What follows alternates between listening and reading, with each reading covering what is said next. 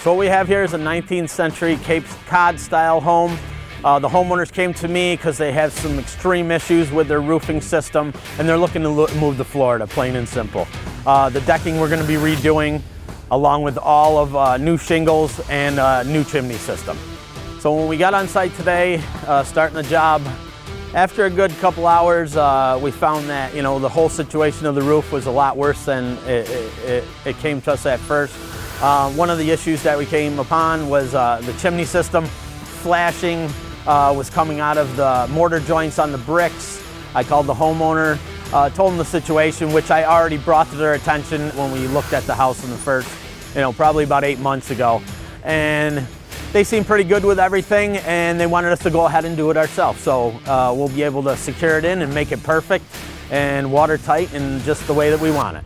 So the materials that we're using on this home is straight CDX plywood, not wafer board, not pressed board, the best stuff on the market.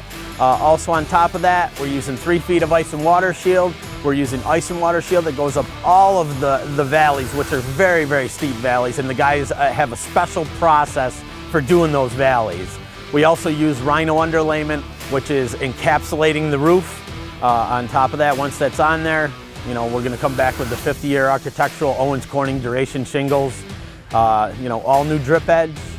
We'll cut in our ridge and we'll do all of our step flashing as needed.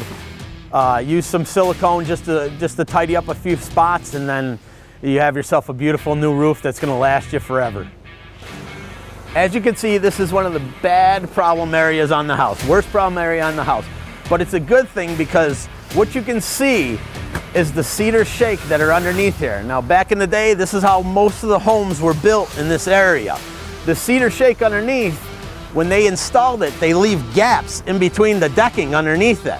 There's no way that we can come back with shingle when you have gaps in your decking. So they have to be taken off. All the cedar shake has to be taken off, redeck the proper way so that you can get, the best installation of your shingles. So the most complicated part of this roof is what's behind me. We have a pitch on this roof that's a 22-12 pitch.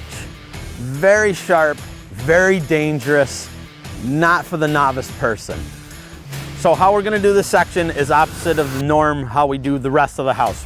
On the rest of the house, we usually deck from the bottom up.